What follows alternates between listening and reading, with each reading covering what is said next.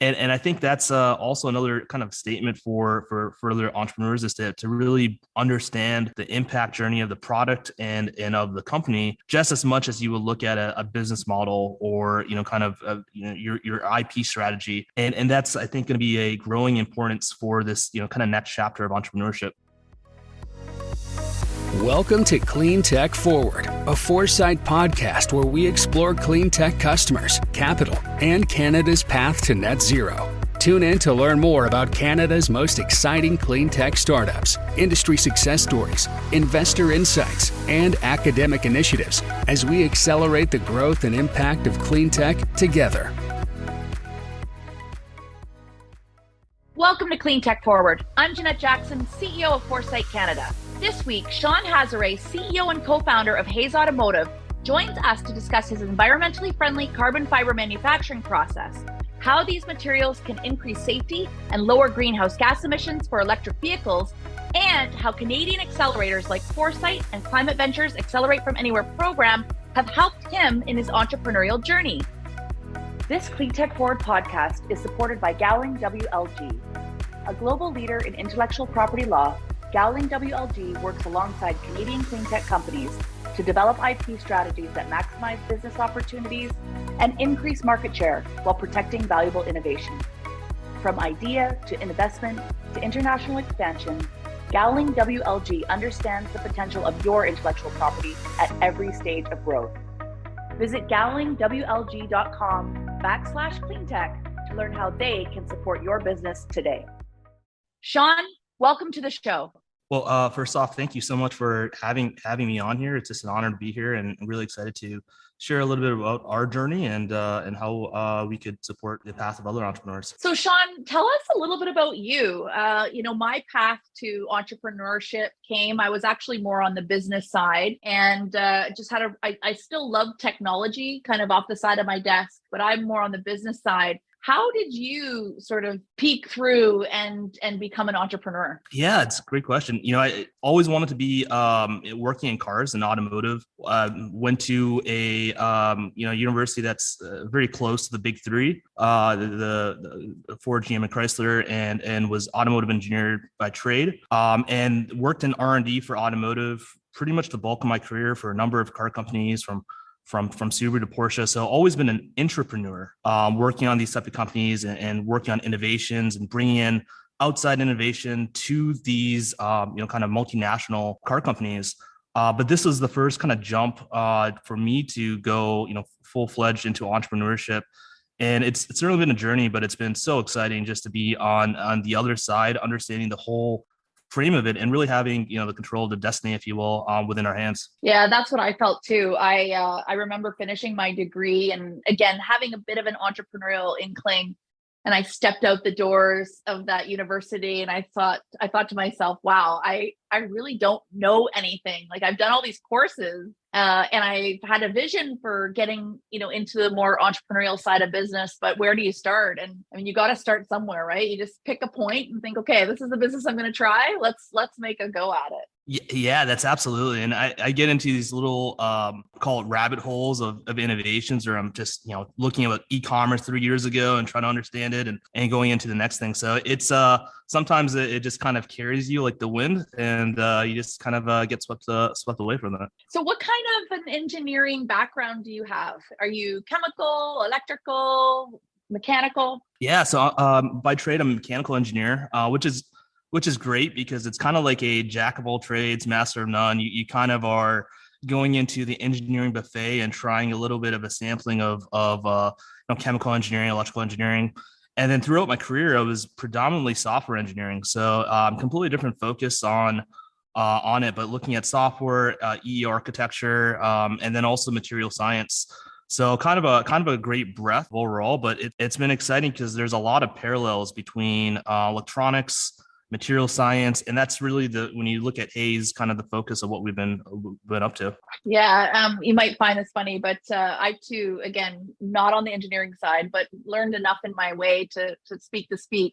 In one of my ventures, we actually made our own semiconductors, and at the time, I was evaluating, how the advanced materials in semiconductors were evolving and how much capacity for information and the reality of what they were fitting in terms of processing power into just small space. So it's just such an incredible engineering for me. It's super fascinating. And again, it's not my degree, but hopefully, having the opportunity to support and work with so many innovators and entrepreneurs, we get the opportunity to learn so many facets of the engineering side of businesses.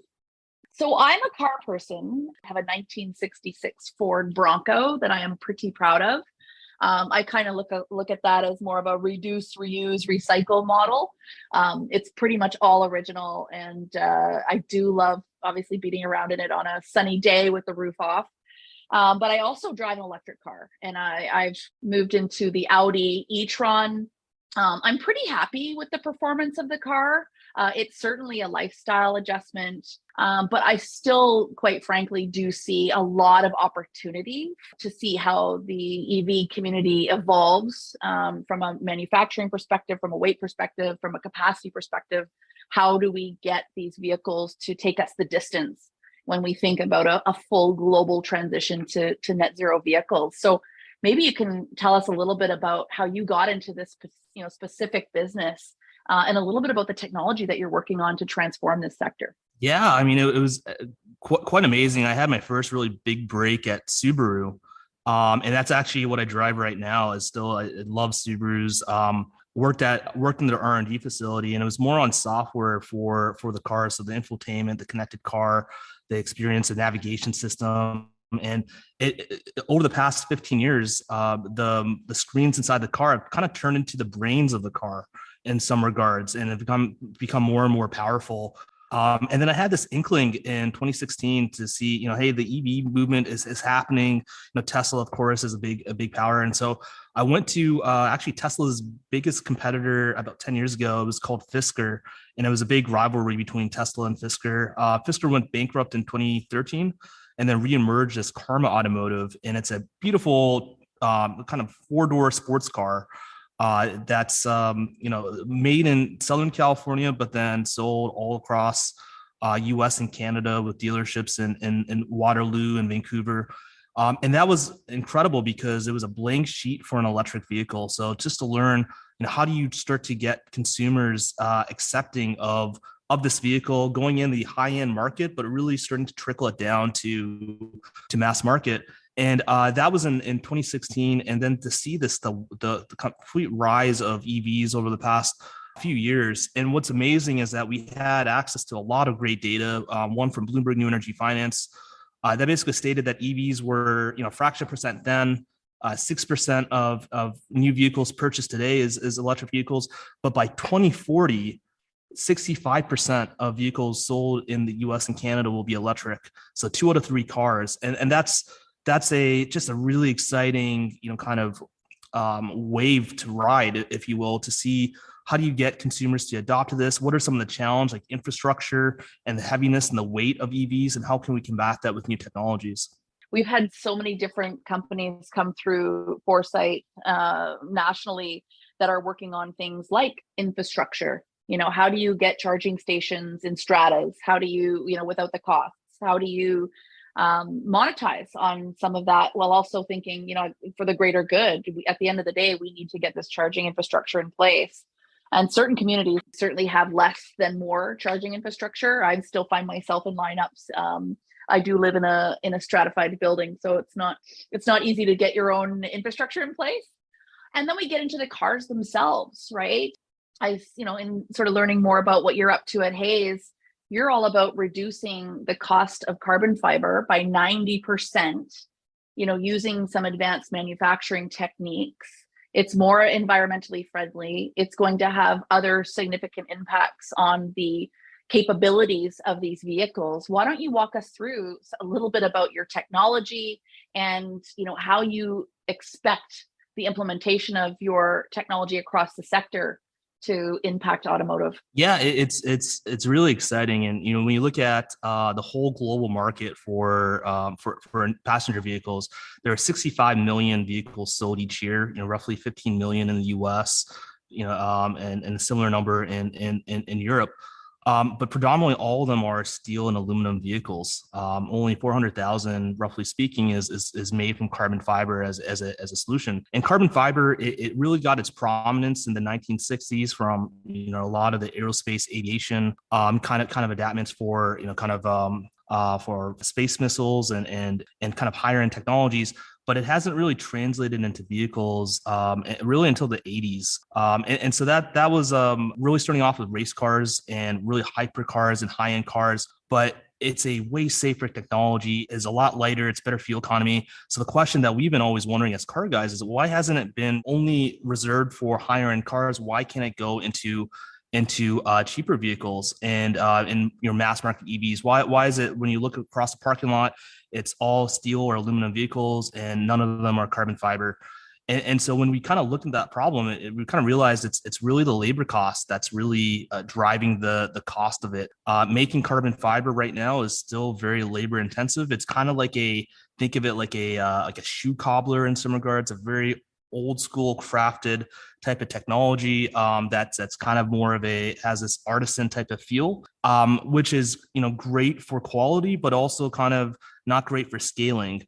But then when you start to look at some new novel manufacturing techniques, kind of like 3D printing, but also advanced stamping, kind of technology from aerospace and aviation, and you say, well, what if we could take all of that and apply it to carbon fiber?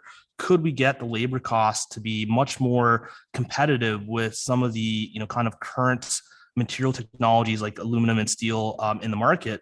And that's really the thesis that our company is following. We think that there's a huge market, huge opportunity to really take carbon fiber and not just scale it for premium luxury vehicles, but really to bring it down so your average Lexus has the ability to have a lighter, safer vehicle frame. That's a great segue into sort of where I want to take this conversation next. I mean, you've got this new technology. There's an opportunity to improve both safety and the environmental implications. How do you measure and track and quantify that for your story at Haze? Yeah, so for when you look at the impact, and this is actually something that was really helpful from being a part of Climate Ventures and Earth Tech Accelerator. And the first thing we had to do when we started to work with the team is really understand what's the baseline and what are we comparing ourselves to. And for us, when you look at automotive, the baseline really is steel and aluminum, and mostly aluminum. Aluminum is kind of pegged to be this greener technology, this improvements that's lighter. And in my previous company, we've kind of noticed that some of these measurements were a little bit misleading. Aluminum is certainly lighter than steel, but it's not as stiff, and so you had to use more aluminum for the applications if you wanted a better performance vehicle. So that was the first thing, was just to say, hey, what's the impact between this material X and this material Y, and how does it compare between each other? And then the second thing was really to start to work with some great experts on life cycle analysis that had a stronger understanding of how do you measure this apples and oranges of materials. So we worked with the university. UC Irvine has been also very instrumental, and for us to kind of dig a little bit deeper and to measure this type of setup. And we learned a lot. We learned that although aluminum is more carbon has lower greenhouse gas emissions than carbon fiber, there's a huge amount of opportunities for carbon fiber to catch up, especially if it's focused on newer manufacturing techniques and ways to control the supply chain. A lot of carbon fiber today is manufactured in the same ways that it has been done since the 1960s, since the space race. And so by kind of working with the supply chain to say, hey, actually impact is really, really important for not only for our customers, but also for, the benefits for the environment. There's ways to kind of lower the greenhouse gas emissions. The second was finding a different source of carbon fiber. Now, normally carbon fiber is sourced from Japan and the US, and those are predominantly, strong areas of focus. But we've actually started to work with some specialized research groups in Alberta, and specifically Alberta Innovates, that's done an incredible job of looking at the Alberta oil sands and saying, hey, could we actually take this material that's not being used for anything, and converted into a high quality automotive grade carbon fiber. And so by working with the research scientists, we were also able to figure out that this could be a lot lower greenhouse gas emissions, and then most importantly, also a lot lower price. And that was all from, kind of going through this process with Climate Ventures to really understand the impact and identifying some opportunities to really improve the impact for our cause. Yeah, well, I certainly have some biases here when it comes to the role that accelerators and other ecosystem players can help to support, people like you. You have a vision, you've found a technology, and now it's how can we help you accelerate through the technology readiness levels from the idea to mass commercialization as quickly as possible. And I think in addition to the accelerator, I love that you're really leaning in on some of the academic institutions, the research institutions, because I think there's a lot of validation and support that's required to make sure that the technology is going to work. There's always new ideas to incorporate into the technology and product roadmaps as you're figuring out, like you said, like feedstock. Okay, where are we going to get the best supply? Is there something out there that's currently waste that we can turn into a high value product? And I think in Canada, sometimes we haven't done enough of that because we're quite flush with resources. We have a lot of water. We have a lot of, obviously forestry is a big sector. So I think from an outside looking in, people look at Canada as having this big opportunity from a resource sector, but there's no need for us not to be able to think about the real value add, the real value chain opportunities to turn any waste materials, maybe even carry, through the production process of any product through further as opposed to exporting materials raw. So I love that you've leaned in on that and incorporated that into your story and the technology that you're developing. When we think about Climate Ventures, I also understand that you have engaged a few other accelerators. We've got the Canadian Technology Accelerator and the Alchemist. How have those experiences been? They've been absolutely incredible, and especially Alchemist has been really helpful for us. We're first time founders, and so just to understand the framework of how do you fundraise successfully, and to how do you kind of build the right business application and structures for the technology. And then also, the trade commissioners for Canada have been just so helpful in us kind of building relationships with some of the German automakers, the Japanese automakers, and it's really kind of it takes such a village to build a startup in many ways, and we've just have so much thankfulness for all the mentors that have kind of helped us get to this point and are helping us in this next step of the journey. If you were to give some advice to another startup just starting out, I mean, you've been sort of looking in and navigating your path for a little while now. What advice would you give to a first-time founder who's following in your footsteps? Yeah, and there was we had a lot of good mentors that gave us some early feedback and early advice at the beginning. And there's actually two really good books that I thought were really helpful for me to kind of dive into it. One was the Secret of Sands Hills, and a book called The Hard Things About Hard Things from Ben Horowitz, who's a partner at a major VC in Silicon Valley, and it kind of gave a great framework of how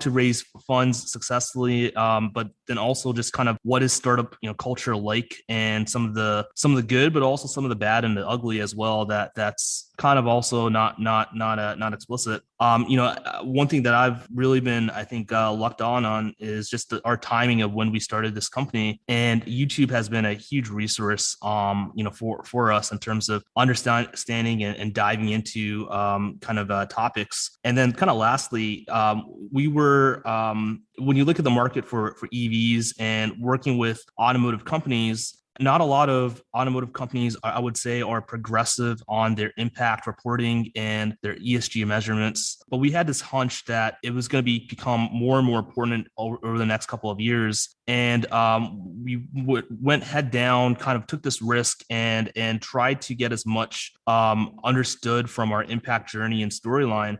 And, kind of now in retrospect, we're now talking with a couple of major automakers, and our hypothesis has been validated. They've really are taking ESG and impact much more seriously today than they were a year ago, and certainly where they were before the pandemic. And I think that's also another kind of statement for further entrepreneurs is to really understand the impact journey of the product and of the company just as much as you would look at a business model or your IP strategy. And that's, I think, going to be a growing importance for this kind of next chapter of entrepreneurship. Where do we see Haze 3, 5, 10 years from now? Yeah, our passion really started off on the racetracks for automotive, and I think it will continue to accelerate on the racetracks for automotive. We're just so enthusiastic about vehicles, and not purely just electric vehicles, but also kind of looking, even beyond it of hydrogen vehicles and other alternative kind of new energy type of vehicles. So, we think that there's a natural tech transfer that happens on the racetrack that can progress to your everyday average vehicle that is your commuter vehicle. And we loved that we're able to be in both fields of being able to see all this really exciting new technology that can be tested on these one-offs, and then really start to kind of be able to pull it into your average day vehicle for mom and dad. Nothing gets me more excited than advanced materials. I think whether it's in packaging, whether it's deep technology, core technology, all the way into all the molecules that make up everything that we see and use.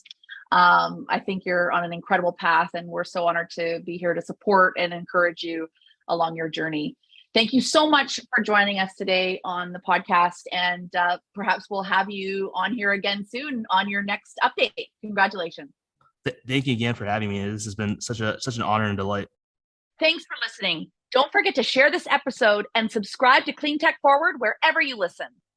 We'll be back next time with Miriam Awara, the COO of Pulsenix, to discuss how they are creating efficiencies in electrochemical processes with their unique technology. See you there. To learn more about Foresight's programs, events, and more, visit us at foresightcac.com or follow us on social at Foresight CAC.